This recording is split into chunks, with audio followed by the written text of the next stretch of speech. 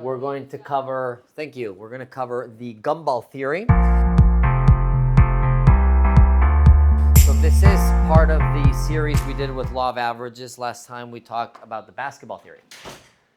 Gumball Theory follows the same concept, okay? So this is something that, again, can apply mainly to sales. It's more like a door-to-door tangent, okay? But it's very simple. So again, Law of Averages is a system for finding buyers, which means 90% of people are going to say no. 10% of people are going to say yes. So let's say we do an exercise here. So you're gonna imagine you have 3 gumball machines, and I'm gonna give you like a math exercise to do. So in each gumball machine, you have 50 red gumballs and 50 blue.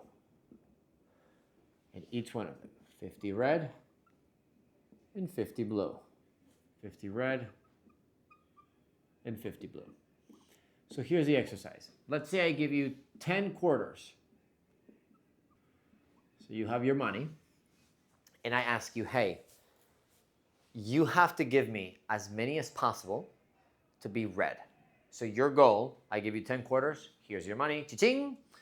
Now, use your machines and give me as many as you can of the same color, red.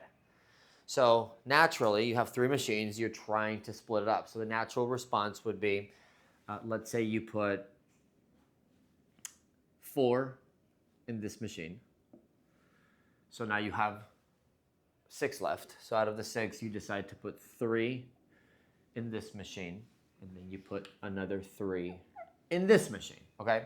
So now this is a mathematical equation. Now we calculate the probability. So if you have 50 red and 50 blue, it means there's a total of 100, okay?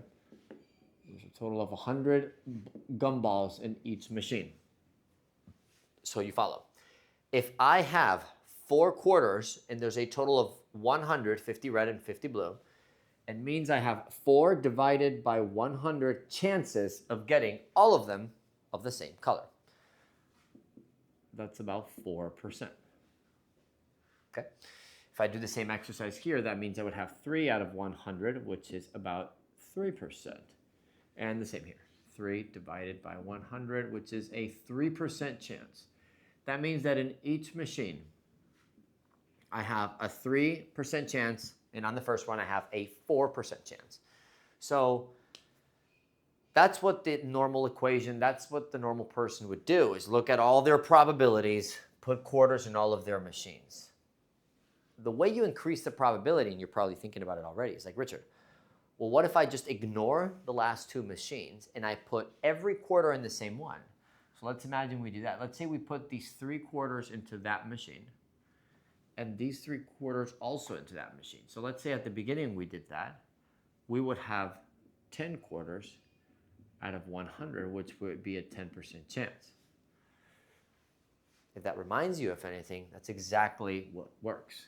10% of people usually say yes, and 90% usually say no. What does this mean in the field? And this is very important because you're doing phone calls. Maybe you're going door to door.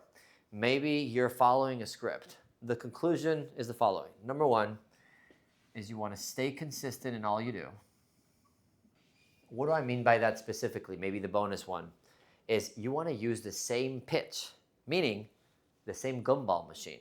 You don't want to change gumball machines, meaning you don't want to change your script. You don't want to change your pitch. You don't want to change your enthusiasm. You want to stay consistent in all you do. Here's what happens. Every time you switch your pitch a little bit, every time you change your attitude, every time you change because you think maybe rejection, maybe you don't get a gumball you get a blue one, and now you're like, well, that didn't work, so I'm gonna use a different quarter, or I'm gonna use a different machine. Every time you change your consistent pitch, enthusiasm, tone, attitude, you are starting in a new gumball machine, which means you have now less chances of accomplishing your 10% of yeses, okay? So imagine the gumball machine is really like the pitch. Number 2, and the second conclusion, almost more importantly though, is you want to work your full territory. In door-to-door, that looks like doing 2 laps, okay? So what happens is that if I keep moving territory, sometimes amateur salesperson They'll work a whole street. They think the neighborhood is something wrong with it or there's a language barrier, and they'll leave to a different area. If you do not follow your lead path that you were assigned, if you do not follow the numbers you have to call, every single time you're starting, you're putting a quarter in a different machine. And that's why it's important that even if you're getting a lot of rejection, again, you're supposed to. You're supposed to actually get, when you do things right, here's why sales could be so complicated for people to understand.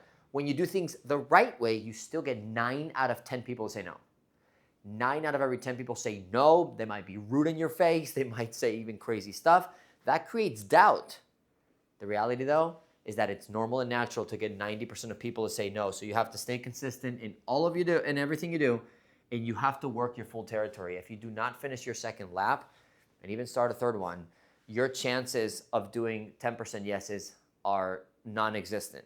If you move territories because of a language barrier or because of an income perceived issue that is usually not true, you are going into it. You're putting a quarter into a different machine each time, which means you would have to start all over again with your 10 quarters. So let's say you move your territory at 4 o'clock, you go somewhere else. Now you have to like your day just started at 4 o'clock and you have to play a brand new law of averages and you have to play it all over again. So again, conclusion, stay consistent in all you do. Keep your pitch. Let it play out the whole day, the whole week, the whole month. Number 2, work your full territory. Work your list right. Work it until it's done. Do a first lap. Do a second lap. Do a third lap. And you'll see the Gumball Theory play out. You'll accomplish 10% yeses. Hopefully that helped, and we'll see you at the next one.